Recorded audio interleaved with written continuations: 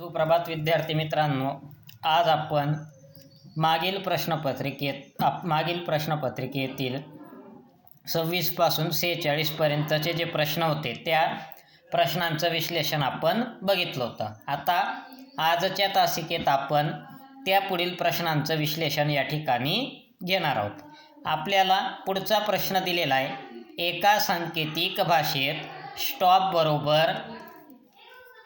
स्टॉपसाठी आपल्याला संकेतांक दिलेला आहे।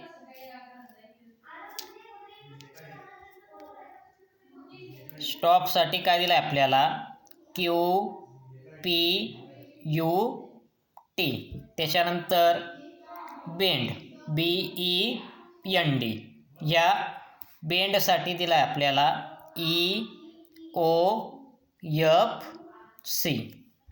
बरोबर। मग आता आपल्याला विचारलेलं काय की रससाठी कोणता शब्द येईल किंवा रस हा शब्द सांकेतिक भाषेत कशा पद्धतीने लिहिणार। तर आता बघा, स्टॉप या शब्दासाठी काय दिलं आपल्याला QPUT।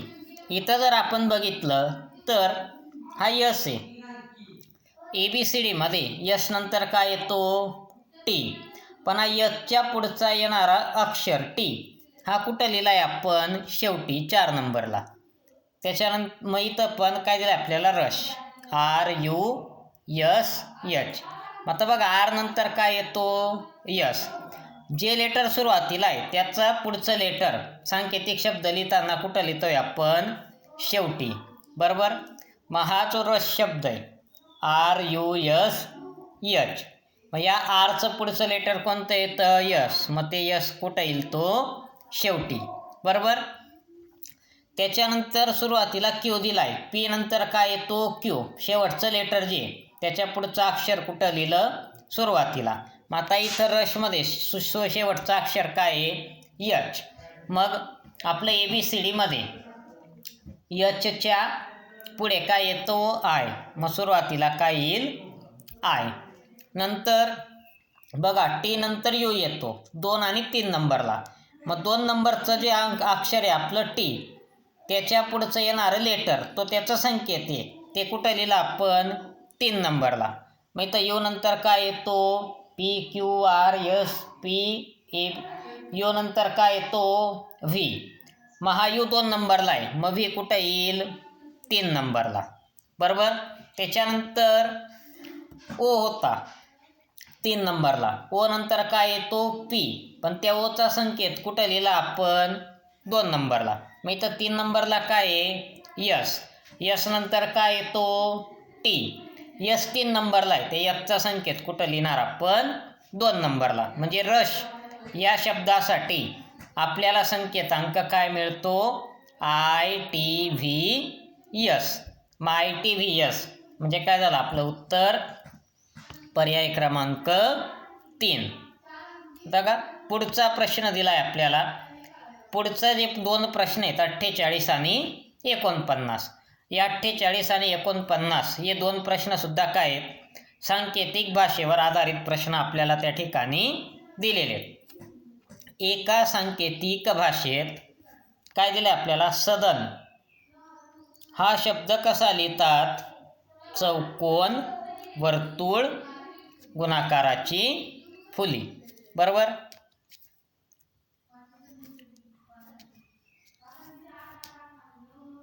त्याच्यानंतर पुढे काय दिलं आहे, हसत, हसत हा शब्द कसा लिहितात, हसतसाठी अधिक, गुणाकार, त्रिकोण, बरोबर। त्याच्यानंतर हरण, हरण या शब्दासाठी संकेतांक काय दिला आहे आपल्याला, स्टार, वर्तुळ, गुणाकाराची फुली। मग आपल्याला विचारलेलं काय, सहन हा शब्द कसा लिहाल। मग याच्यासाठी काय आपल्याला हे जे काही अक्षर आहेत, स, द, न, ह, स, त, ह, र, न, म्हणजे या सर्व या शब्दांमध्ये जे अक्षर आपल्याला दिलेले आहेत त्या प्रत्येक अक्षरासाठी कोणता संकेत वापरला आहे तो आपल्याला या ठिकाणी शोधायचा आहे। आता हे शब्द ज्या क्रमाने दिलेले आहेत त्याच क्रमाने त्यांचा संकेतांक दिलेला असेल असं नाही. बरोबर. मग आता बघा सदन आता मग अशा वेळेस काय करायचं की या अक्षरासारखे कोणत्या शब्दात आलेले आहेत. आता बघा स कुठे आहे, पहिल्या आणि दुसऱ्या शब्दात स आलेला आहे, सदन आणि हसतमध्ये. मग या दोन्ही ठिकाणी सारखं चिन्ह कोणतं दिसतं आहे आपल्याला, गुणाकाराची फुली. मग स साठी काय झाली आपली, गुणाकाराची फुली.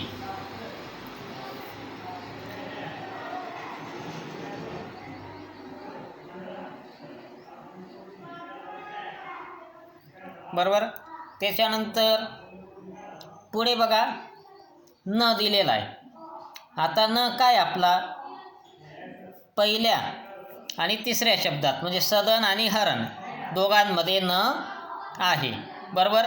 मग या न साठी या दोन्ही ठिकाणी सारखं चिन्ह काय दिसतंय आपल्याला, वर्तुळ.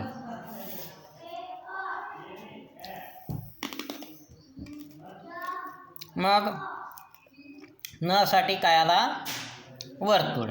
आता ह बघा इथं दुसऱ्या आणि तिसऱ्यात ह दिलेला आहे. बरोबर. मग एक मिनिट, काय दिलं आहे, सॉरी दुसऱ्या आणि तिसऱ्यामध्ये ह दिला आहे. दुसऱ्या आणि तिसऱ्यामध्ये सारखं काय दिसतंय आपल्याला, गुणाकाराची फुली. मह साठी गुणाकाराची फुली. नंतर त जर बघितला, आता इथं बघा स उरला. बरोबर. आता वर्तुळ झालं, गुणाकाराची फुली झाली. मग आता स साठी इथं त्रिकोण उरतोय, इथं चौकोन उरतोय. बरोबर.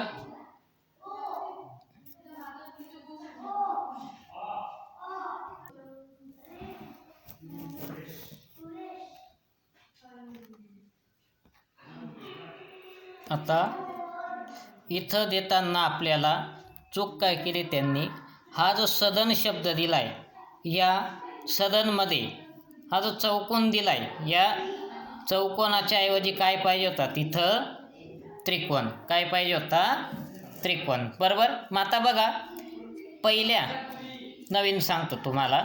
बघा सदनसाठी काय दिलंय आपल्याला, त्रिकोण, वर्तुळ, गुणाकाराची फुली. या चौकोनाच्या ऐवजी काय पाहिजे होता, इथं त्रिकोण. त्याच्यानंतर हसतसाठी काय दिलंय, अधिक गुणाकाराची फुली आणि त्रिकोण. त्याच्यानंतर हरणसाठी स्टार, वर्तुळ आणि गुणाकाराची फुली. मग आता आपण काय करू, पहिले हे जे अपशब्द दिले त्यांच्यामध्ये कोणत्या अक्षरासाठी कोणतं सांकेतिक चिन्ह वापरलंय ते आपण या ठिकाणी शोधू. मग आता बघा स दिलेला आहे, पहिल्या आणि दुसऱ्या अक्षरात काय आहे, स आहे. मग इथं सारखा काय दिसतोय आपल्याला, दोन्ही ठिकाणी त्रिकोण आपल्याला दिसतोय. बरोबर. आता गुणाकाराची फुली पण या ठिकाणी आहे. बरोबर. पण मग आता घेताना कोणतं घ्यायचं, मग आपण दुसरं बघू. आता बघा दुसऱ्या आणि तिसऱ्या अक्षरात काय सारखं आहे, ह. पण दुसऱ्या आणि तिसऱ्या अक्षरात कोणतं चिन्ह सारखं आहे, फक्त गुणाकाराची फुली. आणि याचा अर्थ ह साठी काय झालं, मग आपलं गुणाकाराची फुली. नंतर स साठी मग पहिल्या आणि दुसऱ्यामध्ये काय सारखं आहे, त्रिकोण. मग स साठी त्रिकोण. त्याच्यानंतर न पहिल्या आणि तिसऱ्या शब्दात न आलेला आहे, आणि पहिल्या आणि तिसऱ्या शब्दात कोणतं चिन्ह सारखं आहे, वर्तुळ. मग न साठी काय झालं, वर्तुळ. मग आता आपल्याला सहन शब्द लिहायचा आहे. बरोबर. मग सहन स साठी काय आहे, त्रिकोण. ह साठी गुणाकाराची फुली आणि न साठी वर्तुळ. म्हणजे आपलं उत्तर काय येणार आहे, पर्याय क्रमांक 2. बरोबर. आता पुढे बघा स आणि न साठी झालं, मग द साठी काय येणार आहे आपलं,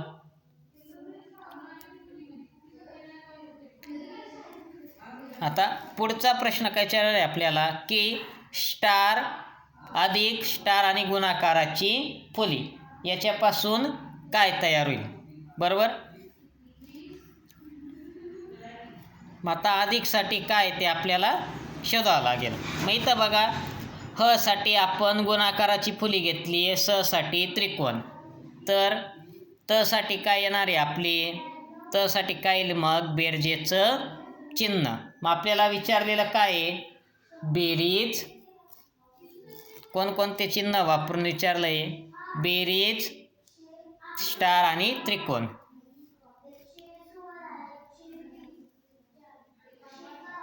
बघा बेरजेसाठी त, त्याच्यानंतर काय पुढे काय दिलंय स्टार, म्हणजे हा जो, एक मिनिट इथंच तो संकेत लिहून घेतो, काय आहे अधिक स्टार आणि त्रिकोण.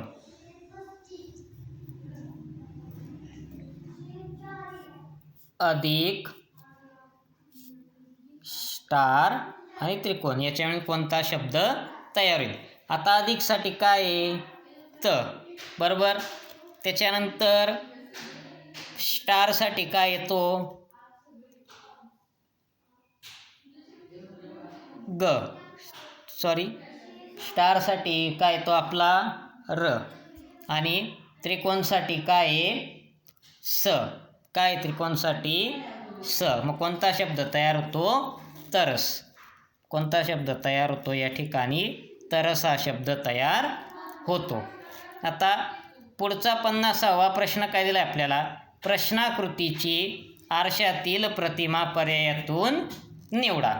आता इथं काय होणार आहे, आरशात डावी बाजू कुठे येईल, उजवीकडे, आणि उजवी बाजू डावीकडे, बरोबर.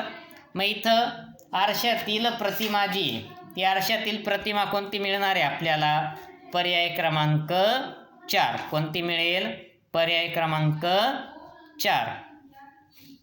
पुढचा प्रश्न पण काय 50 आणि 51, इथं पण आपल्याला दिलेल्या आकृतीची आरशातील प्रतिमा शोधायची.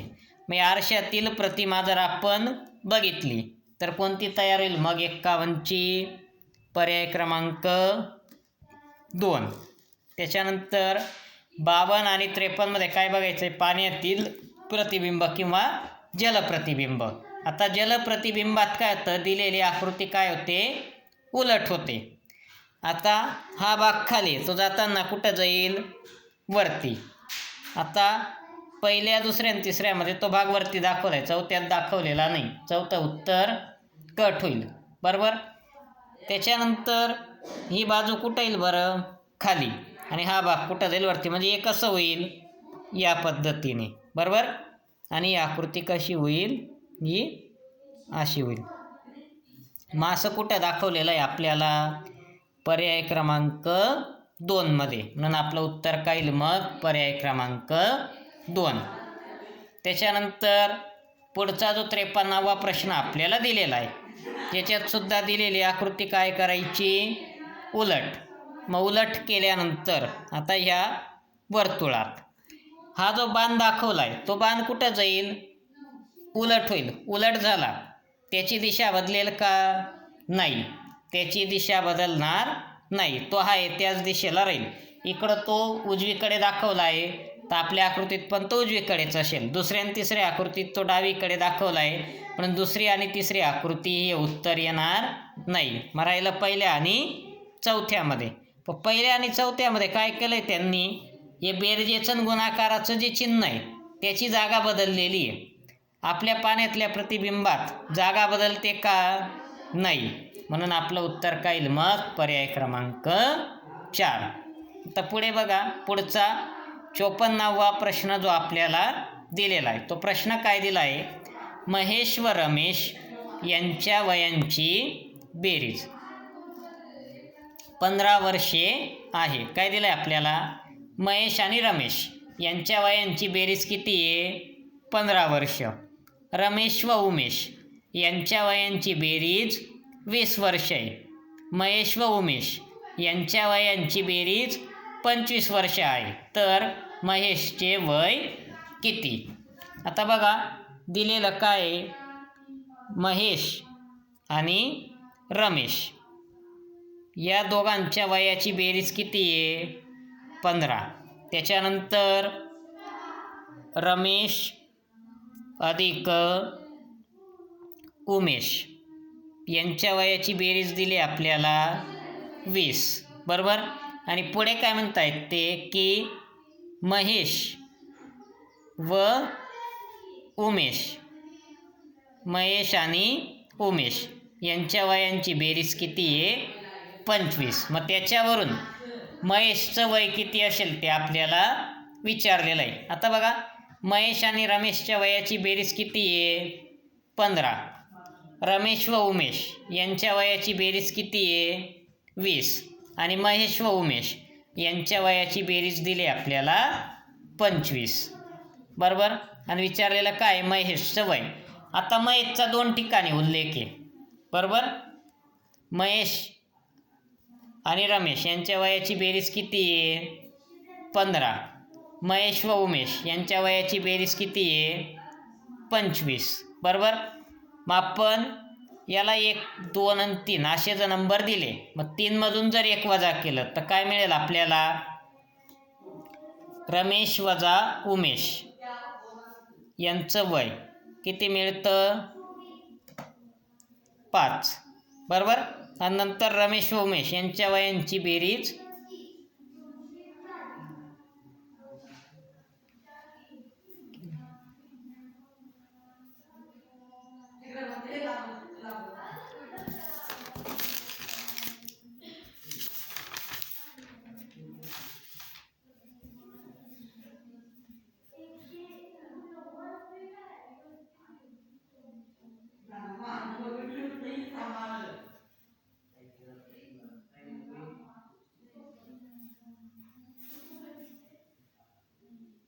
महेश आणि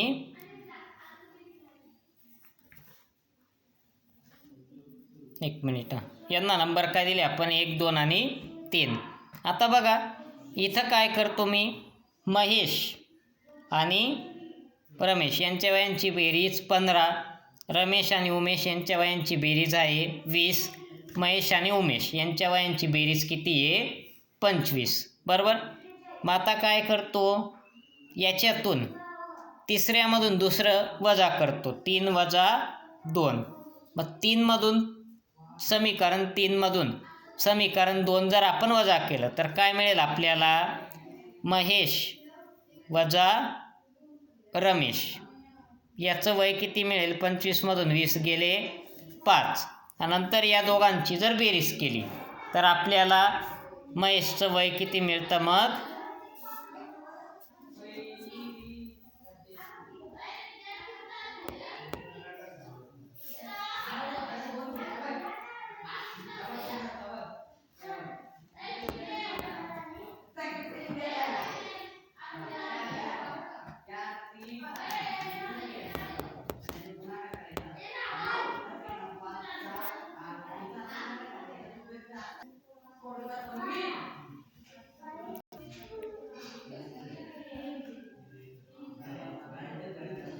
मग या ठिकाणी आपण पहिल्या आणि तिसऱ्या इक्वेशनची जर बेरीज केली नवीन आलेली आहे तर काय मिळेल आपल्याला 2 वेळा महेशचं वय बरोबर किती आलं 20.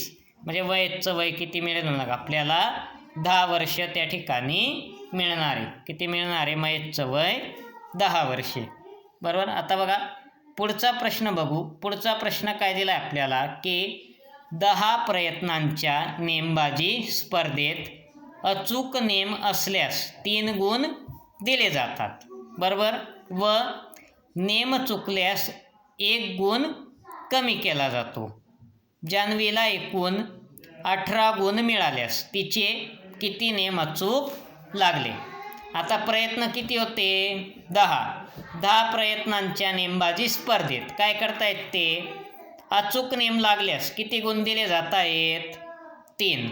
व नेम चुकल्यास 1 गुण कमी केला जातो. म्हणजे जेवढे नेम चुकले असतील त्याच्याप्रमाणे 1 गुण काय केला जातोय कमी केला जातोय. मग जान्हवीला एकूण 18 गुण मिळाल्यास तिचे किती नेम अचूक लागले.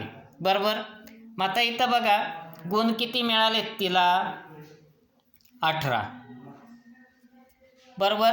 आणि नेम बरोबर आला तर किती गुण दिले जातात 3. मग बघा एका नेमसाठी किती गुण आहेत 3 आणि तिला मार्क किती मिळालेत मग 18. आणि नेम चुकला तर 1 गुण काय केला जातो, कमी केला जातो. मग तिला तिचे किती नियम अचूक लागले, तर याचं उत्तर किती येतं, 7. कारण का, तर तिचे 7 नियम अचूक लागले म्हणजे तिला किती गुण मिळाले, 7 त्रिक 21. बरोबर. तिचे एकूण गुण किती झाले, 21. पण त्याच्यातून तिच्या 10 प्रयत्नांमधले किती नियम बरोबर लागले होते, 7. म्हणजे तिचे 3 नियम काय झाले, चुकले. आणि एका नियमासाठी 1 गुण कमी होतोय. जे 21 मधून तिचे 3 गुण काय झाले, कमी. जे किती गुण मिळाले त्याला, 18. म्हणजे याचा अर्थ त्या जान्हवीचे 10 पैकी एकूण किती नियम बरोबर लागले होते, तर 7 नियम तिचे काय झाले होते, बरोबर लागले होते. त्याच्यानंतर पुढचा जो प्रश्न दिला आहे आपल्याला 56वा. इथं काय करायचं, आपल्याला दिलेल्या आकृतीत एकूण किती त्रिकोण आहेत त्या त्रिकोणांची संख्या आपल्याला मोजायची आहे. माशास काय करतो, आपण नंबरिंग करतो. 1 2 3 4. बरोबर. यांची बेरीज करून घेतो. 1 अधिक 2 अधिक 3 अधिक 4 किती येते यांची बेरीज, 4 अधिक 3 7, 7 अधिक 2 9, 9 अधिक 1 10. बरोबर. त्याच्यानंतर बघा या त्रिकोणाचे किती भाग झाले, 2. 1 2. त्याच्यातला एक त्रिकोण आपण घेतला आणि हा पूर्ण 1, म्हणजे किती राहिले त्याच्यातले 2. मग या 10 मध्ये काय केले, ते 2 मिळवले. बरोबर. त्याच्यानंतर हा जो त्रिकोण आहे, बरोबर, याचे किती भाग झाले, ते 1 2 3. याच्यातला एक मिळवला आहे आपण, राहिलं काय, 2 अधिक 3. आता या सगळ्यांची काय करायची, बेरीज. 10 अधिक 2 12, 12 अधिक 2 14, 14 अधिक 3 17. म्हणजे या ठिकाणी एकूण किती त्रिकोण तयार होतात, तर 17 त्रिकोण या ठिकाणी तयार होत आहेत. बरोबर. त्रिकोण काढताना, त्रिकोणांची संख्या काढताना काय करतो आपण, त्याला नंबर देतो. बरोबर. आणि त्याच्यानुसार मोजून आपण त्या त्रिकोणांची संख्या काढत असतो. कसे नंबर दिले, तर 1 2 3 4. त्याच्यानंतर या त्रिकोणाचे किती भाग झाले, 2, आणि याचे 3. मग ते राहिलेले अंक आपण या ठिकाणी मिळवले आणि त्या सगळ्यांची बेरीज केल्यावर किती येतं, उत्तर 17. म्हणजे या ठिकाणी एकूण किती त्रिकोण तयार झाले, मग 17. आता पुढचा प्रश्न बघा 57वा. सौ माजगावकर यास एक विवाहित मुलगा, एक विवाहित मुलगी आणि एक अविवाहित मुलगा आहे. तर त्या कुटुंबात कमीत कमी व्यक्ती किती. आता बघा पहिले काय येईल, सौ माजगावकर आहेत, म्हणजे सौ माजगावकर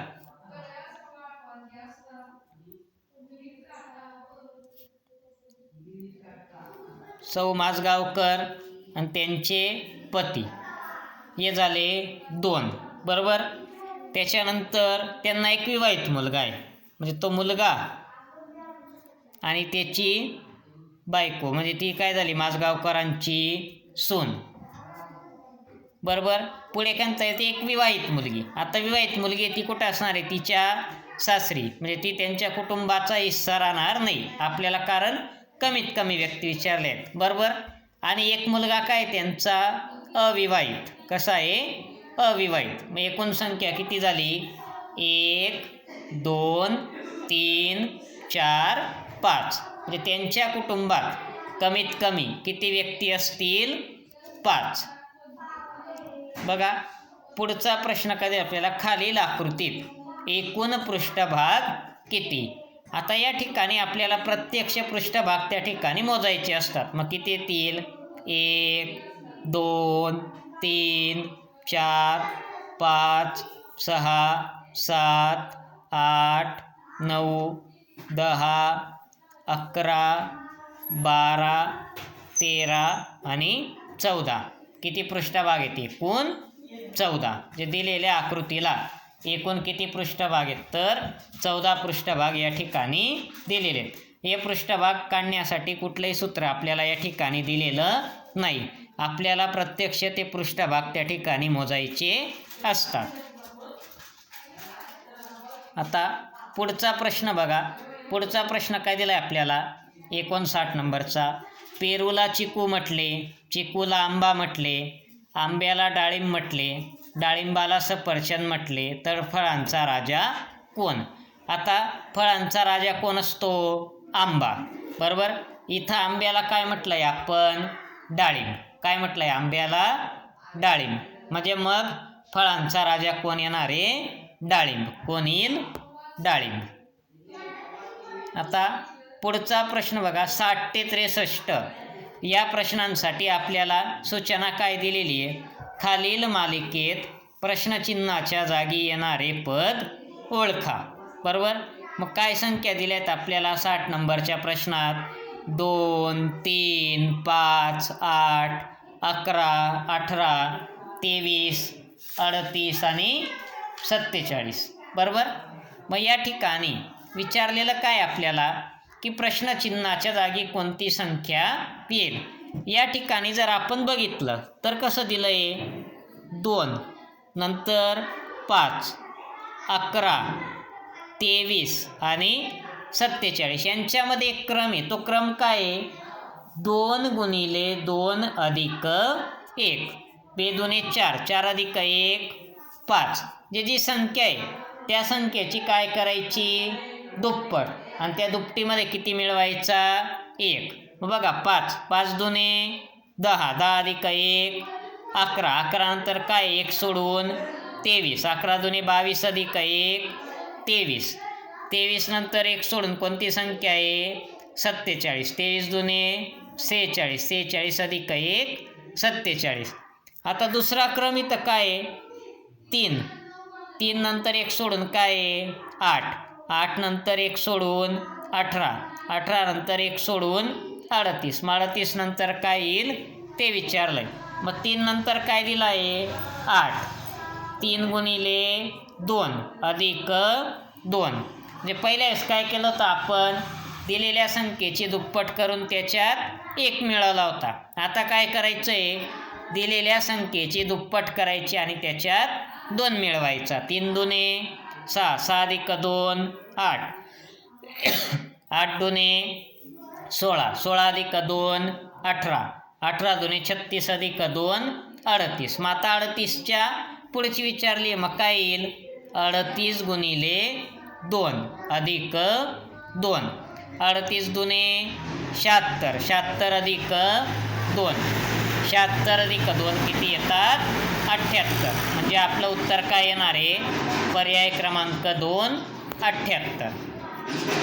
आता पुढचा 61 नंबरचा जो प्रश्न दिला आहे आपल्याला, तिथं संख्या दिल्या आहेत 70, 55, 45, 39, 36 आणि प्रश्नचिन्ह. मग आपण जर बघितलं तर 70 आणि 55 मध्ये कितीचा फरक आहे? 15. 55 आणि 45 मध्ये 10, 45 आणि 39 मध्ये 6, 39 आणि 36 मध्ये कितीचा फरक आहे? 3चा. आता आपण जर निरीक्षण केलं तर 15, 10, 6 आणि 3 ह्या काय आहेत? क्रमाने येणाऱ्या त्रिकोणी संख्या. काय त्या? क्रमाने येणाऱ्या म्हणजे उतरत्या क्रमाने येणाऱ्या त्रिकोणी संख्या. मग 3 नंतर पुढची त्रिकोणी संख्या कोणती येते? 1. मग 36 मधून काय वजा करायचा? 1. मग 36 वजा 1 काय येतं? उत्तर 35. म्हणजे पुढची संख्या काय येणार आहे आपली? 35. काय येणार आहे? 35.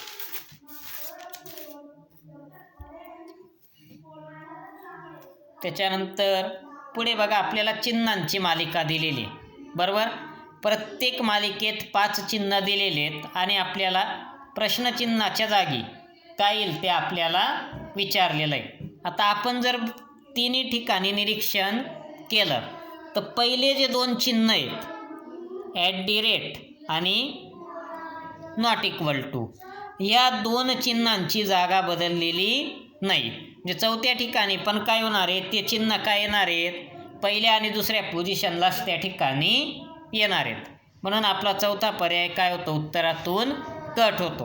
मग आता बघा 3रं, 4थं आणि 5वं हे जे चिन्ह आहेत यांचीच जागा त्या ठिकाणी काय होते? बदलते. मग बघा दुसऱ्या ठिकाणी काय झालं 5 3 4 असा क्रम झाला बरोबर. म्हणजे 5व्या ठिकाणी जे चिन्ह होतं ते कुठं आलं 3 नंबरला.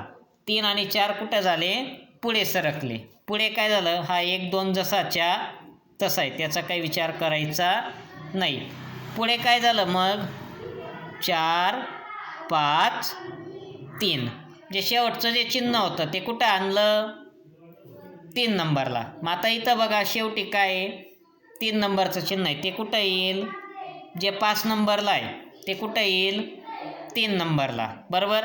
आणि या दोघांची जागा काय होईल पुढे शिफ्ट होईल. मग इथं काय आलं हा स्टार आणि त्याच्या पुढे काय येईल त्रिकोण. या पद्धतीचे चिन्ह आपल्याला मिळतील बरोबर. मग असा पर्याय कोणता दिसतोय आपल्याला पर्याय क्रमांक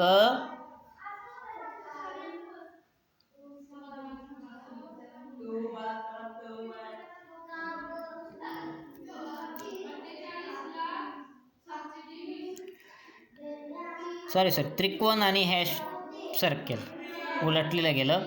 त्रिकोण आणि इथं हा स्टार कारण या दोघांची जागा बदलत नाही आहे फक्त काय एक घर पुढे जात आहेत. मग असा पर्याय कोणता दिसतोय पर्याय क्रमांक 1. म्हणजे आपलं उत्तर काय येणार आहे पर्याय क्रमांक 1. त्याच्यानंतर पुढचा 63वा प्रश्न दिला आहे. त्याच्यात बघा आपल्याला 2 त्रिकोण दिलेले आहेत एकमेकावर ठेवलेले आहेत ते त्रिकोण बरोबर. आणि त्या त्रिकोणाची पोझिशन चेंज झालेली. कशी चेंज होते ती घड्याळाच्या काट्याच्या दिशेने. जे सुरुवातीला असे होते ते त्रिकोण नंतर कुठे आले घड्याळाच्या काट्याच्या दिशेने फिरले तर या दिशेला परत घड्याळाच्या काट्याच्या दिशेने 90 अंशात फिरले तर वरती. मग आता कुठे फिरतील ते घड्याळाच्या काट्याच्या दिशेने 90 अंशात उजव्या बाजूला. म्हणजे ती आकृती कशी मिळेल आपल्याला या पद्धतीने. म्हणजे असं आकृती कुठं दिसते पर्याय क्रमांक 4 मध्ये. म्हणजे इथं काय ती जी आकृती आहे ती आकृती कशी फिरते घड्याळाच्या काट्याच्या दिशेने 90 अंश कोनात ती आकृती त्या ठिकाणी फिरते. मग 90 अंश फिरल्यानंतर त्या ठिकाणी उत्तर काय येतं आहे मग आपलं पर्याय क्रमांक 4. आता पुढे बघा 64 नंबरचा जो प्रश्न दिला आहे आपल्याला काय विचारलं आहे खालील मालिकेतील चुकीचे पद ओळखा. इथं मालिका दिली आहे त्या मालिकेत आपल्याला संख्या दिलेल्या आहेत. कोणत्या दिल्या आहेत संख्या 2 4 8 11 13 16 20 22 25 आणि 29 बरोबर. मग आता आपण इथं जर बघितलं तर बघा 2 आणि 4 मध्ये कितीचा फरक आहे ही परत लिहून घेतो 2 4 8 11 13 16 20 22 25 29 बरोबर. 2 आणि 4 मध्ये कितीचा फरक आहे 2चा. 4 आणि 8 मध्ये 4चा. 8 आणि 11 मध्ये 3चा बरं. इथं बघा 11 आणि 13 मध्ये कितीचा फरक आहे 2चा. 13 आणि 16 मध्ये 3चा. 16 आणि 20 मध्ये 4चा. म्हणजे या 11 पासून ज्या संख्या आहेत 20 पर्यंत इथं काय होतोय फरक 1 1 ने वाढत जातोय. पहिल्या 2 संख्यांमध्ये 2चा फरक आहे. दुसऱ्या 2 संख्यांमध्ये 3चा. पुढच्या 2 संख्यांमध्ये कितीचा फरक आहे 4चा. परत तोच क्रम रिपीट होतोय बघा. 20 आणि 22 मध्ये कितीचा फरक आहे 2चा. 22 आणि 25 मध्ये 3चा फरक आहे. 25 आणि 29 मध्ये 4चा फरक आहे. म्हणजे काय फरक काय होतोय 2 3 4 असा वाढत जातोय. मग इथं पण काय व्हायला पाहिजे होतं सुरुवातीच्या 4 संख्यांमध्ये 2 आणि 4 मध्ये कितीचा फरक आहे 2चा. मग 4च्या पुढे कोणती संख्या आली पाहिजे होती 7. 4 अधिक 3 7. पण इथं दिलेला काय आपल्याला 8. म्हणजे वेगळं पद काय येणार आहे आपलं 8. पर्याय क्रमांक 3. आता 65 ते 69 साठी आपल्याला गटातनं बसणारा शब्द त्या ठिकाणी ओळखायचा किंवा गटातनं बसणारं पद ओळखायचं आहे. मग आपल्याला शब्द दिले आहेत साधा भोळा, केर कचरा, दाना गोटा आणि चढ उतार. मग इथं वेगळा शब्द कोणता येतो? चढ उतार. कारण साधा भोळा, केर कचरा, दाना गोटा एका आहेत, एकाच अर्थाचे जोड शब्द त्या ठिकाणी आहेत. काय ते? एकाच अर्थाचे जोड शब्द. बरोबर. त्याच्यानंतर पुढे बघा 66 नंबरचा जो प्रश्न आहे त्याच्यात शब्द दिलेत आपल्याला श्वासनलिका, फुफ्फुसे, जठर आणि श्वासपटल. आता याच्यात जर बघितलं तर आपण श्वासनलिका, फुफ्फुस आणि श्वासपटल हे काय आहेत?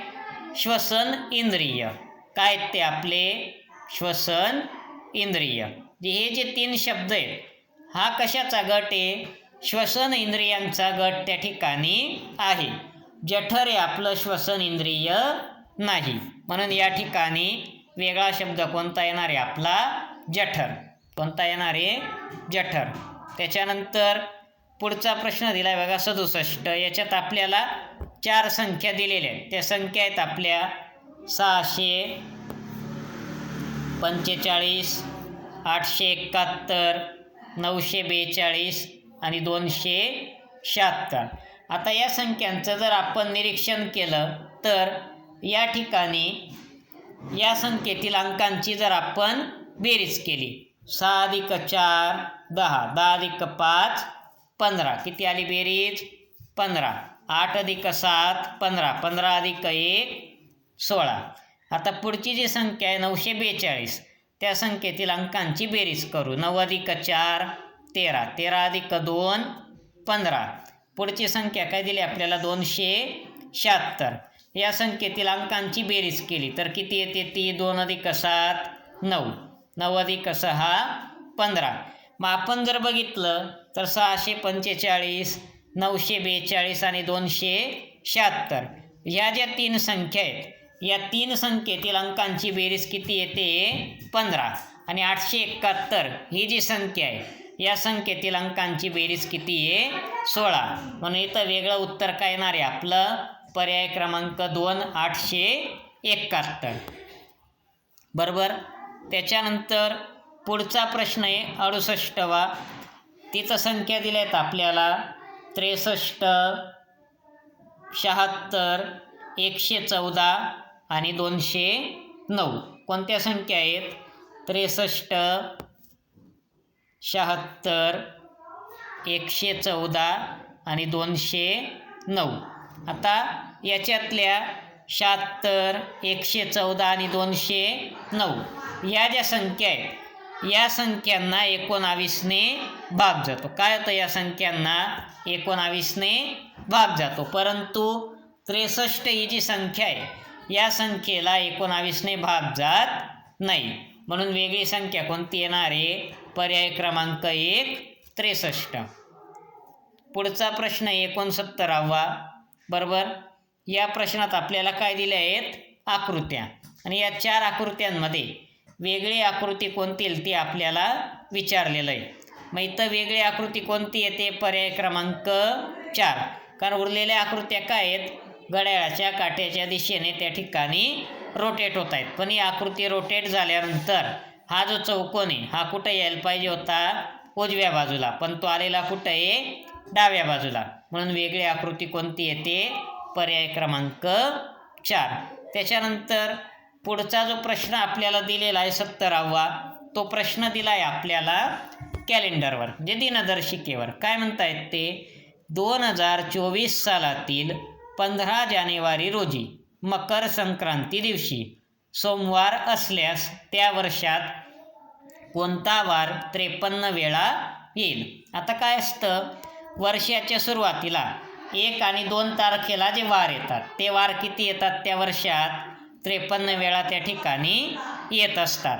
बरोबर. आता 15 जानेवारीला कोणता वार आहे? सोमवार. बरोबर. मग आता वार काय होतं? 7 दिवसांनी रिपीट होतो. बरोबर. मग आपल्याला 1 किंवा 2 तारखेला कोणता वार असेल तो आपल्याला या ठिकाणी शोधायचा आहे. बरोबर. मग आता 15 जानेवारीला आहे, किती दिवस झाले? 15. याला जर 7ने भाग दिला तर 7 दुने 14, किती उरले? 1. मग सोमवारच्या पुढचा वार कोणता येतो? मंगळवार. म्हणजे 1 तारखेला कोणता वार येणार आहे? सोमवार. आणि 2ला मंगळवार. मग कोणता वार 53 वेळा येईल? तर मंगळवार जो आहे हा मंगळवार त्या ठिकाणी 53 वेळा त्या ठिकाणी येणार आहे. बरोबर? आलं का लक्षात? दिलेलं का तर आपल्याला की 2024 सालातील 15 जानेवारी रोजी मकर संक्रांती दिवशी सोमवार असल्यास त्या वर्षात कोणता वार 53 वेळा येईल. मग या पद्धतीचे प्रश्न सोडवताना काय असतं, आता आपण जर बघितलं तर कोणत्याही वर्षात 1 आणि 2 तारखेला जे वार येतात ते वार काय असतात? त्या वर्षात 53 वेळा त्या ठिकाणी येत असतात. मग आपल्याला 15 जानेवारीला कोणता वार दिला आहे? सोमवार. मग आपल्याला 1 आणि 2 तारखेचा वार त्या ठिकाणी शोधायचा आहे. बरोबर? मग 15ला सोमवार आहे तर 15च्या मागे गेलं 7 दिवस तर 8 तारखेला पण काय येईल? सोमवार. 1 तारखेला कोणता वार येणार आहे? सोमवार. इथं आपल्याला काय 1 किंवा 2 तारखेचा वार किती वेळा येतो? 53 वेळा. आता 1 तारखेला सोमवार आला, इथं सोमवार पर्याय आहे का? नाही. आणि 2 तारखेला कोणता वार येणार आहे आपला? मंगळवार. म्हणजे सोमवार आणि मंगळवार हे जे 2 वार आहेत हे 2 वार आठवड्यातून किती वेळा येणार आहेत? 53 वेळा त्या ठिकाणी येणार आहेत. बरोबर? मग इथं सोमवार हा पर्याय दिलेला नाही. मग दुसरा पर्याय कोणता उरला? मंगळवार. म्हणजे या ठिकाणी मंगळवार जो आहे तो मंगळवार आठवड्यातून किती वेळा येणार आहे? तर 53 वेळा त्या ठिकाणी येणार आहे. पुढे बघा आपल्याला 71वा प्रश्न दिलेला आहे. अक्षरमालेतील मधल्या अक्षराच्या डावीकडील 3रे अक्षर व उजवीकडील 7वे अक्षर यांच्या दरम्यान मध्यभागी येणारे अक्षर कोणते? आता आपण अक्षरमाला लिहून घेऊ. ABCD E 5-5चा गट करू जे लवकर लक्षात येईल. ABCD E FGHIJ KLMNO PQRST UVWXY. बरोबर? आता यांना नंबर देऊ. 1 2 3 4 5 6 7 8 9 10 11 12 13 14 15 16 17 18 19 20 21 22 23 24 25. बरोबर? आता काय म्हणतायत ते मध्यभागी येणार. आता 25 अक्षरं दिलेले आहेत तर 25 अक्षरांमध्ये मध्यभागी काय येणार आहे? 13 नंबरला जे अक्षर आहे ते मध्यभागी येणार आहे. मग 13 नंबरला काय झाला आपला? यम. बरोबर? आता काय म्हणतायत ते या अक्षराच्या डावीकडचं 3रं अक्षर. मग याच्या डावीकडचं 3रं अक्षर कोणतं येईल? 1 2 3 कोणतं झालं? जे. आणि उजवीकडचं 7वं अक्षर 1 2 3 4 5 6 7 उजवीकडचं 7वं अक्षर काय झालं? टी. मग या दोघांच्या मध्यभागी येणारा अक्षर आपल्याला विचारलेलं आहे. आता जेचा नंबर आहे 10 आणि टीचा नंबर किती आला आहे आपला? 20. या दोघांच्या मध्ये किती अक्षर आहेत ते पाहू. 1 2 3 4 5 6 7 8 9 9 अक्षर आहेत. बरोबर? मग या दोघांच्यामध्ये 5वं असणारं जे अक्षर आहे ते कुठं येईल? मध्यभागी. मग 5वं अक्षर कोणतं आहे? 1 2 3 4 5 ओ.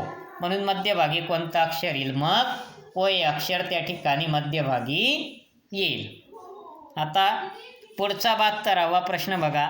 अक्षरमालेतील पहिल्या व चौथ्या गटाची 3ऱ्या व 5व्या गटाची अदलाबदल केल्यास नवीन वर्णमालेत यम व यच यांच्या दरम्यान किती अक्षरे येतील? आता पहिला गट कोणता येतो आपला? पहिल्या व चौथ्या गटाची. आता वरती लिहितो गट, मग खाली आपण अदलाबदल करू. ABCD E हा झाला आपला पहिला गट. FGHIJ हा दुसरा गट,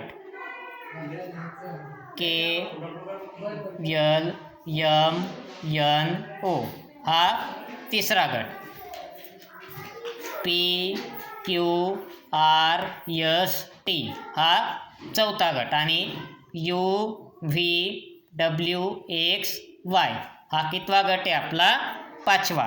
आता काय म्हणतायत ते पहिल्या व चौथ्या गटाची, म्हणजे पहिल्या गटाच्या जागेवर कोणता लिहायचा? चौथा गट. मग काय येईल सुरुवातीला? PQRST बरोबर. आणि इथं चौथा गट लिहितो. कोणता येईल चौथा गट? ABCDE बरोबर. त्याच्यानंतर कोणाची अदलाबदल करायची आहे? तिसऱ्या व पाचव्या गटाची.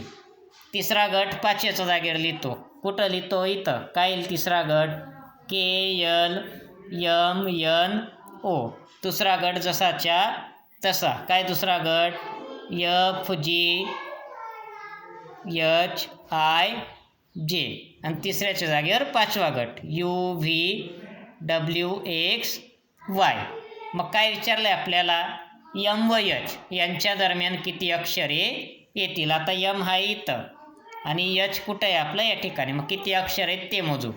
1 2 3 4 5 6 7 8 9 10 11 12 13 14. किती अक्षर आले? मग 14. जे आपलं उत्तर काय येणार आहे? पर्याय क्रमांक 2 14 अक्षर. पुढे बघा 73वा प्रश्न काय दिला आपल्याला? वरील अंकमालेत एक अंकमाला आपल्याला दिलेली. त्या अंकमालेत मूळ अंकानंतर काय पाहिजे? सम अंक व पूर्वी लगत विषम अंक किती वेळा आला आहे? आता इथं बघा 2 हा मूळ अंक आहे. 2 नंतर 4 काय आहे? सम. आणि 2च्या आधी 7 आलाय तो 7 काय आहे? विषम, म्हणजे 1 वेळा झालं. पुढे बघा आता पुढे काय आपलं? मूळ अंक शोधू. पुढचा मूळ अंक काय आपला? 5. 5च्या नंतर सम आहे 6 आणि पूर्वी आहे 9. तो काय? विषम, म्हणजे 2 वेळा झालं बरोबर. त्याच्यानंतर पुढे हा पुढचा पुढचा अंक झाला आपला 3. 3च्या पुढे 2 काय आहे? समान. 3च्या आधी 9 काय आहे? विषम, 3 वेळा. पुढे 2.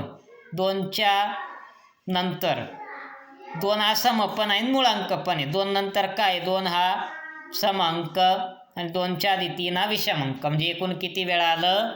4 वेळा. म्हणजे अशी स्थिती किती वेळा आली आहे? 4 वेळा.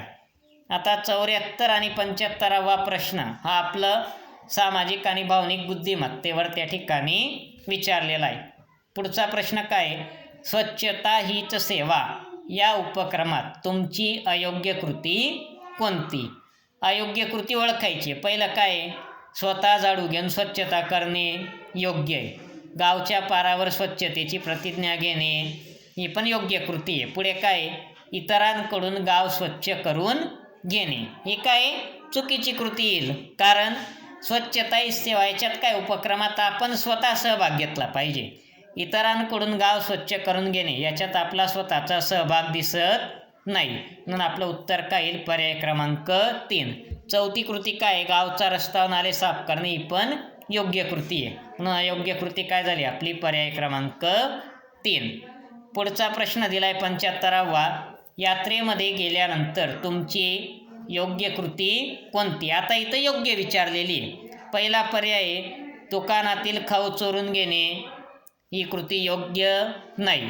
मित्रांशी दंगामस्ती व भांडणे करणे अयोग्य कृती. इतर मोठ्या माणसांकडे पैसे मागणे अयोग्य. मिळालेल्या काही पैशांची बचत करणे ही काय आपली योग्य कृती. धन्यवाद मित्रांनो. या ठिकाणी आपण आपलं हे सेशन आजचं कंप्लीट करतोय. आपण पुढच्या तासिकेला पुढील प्रश्नपत्रिका त्या ठिकाणी बघू.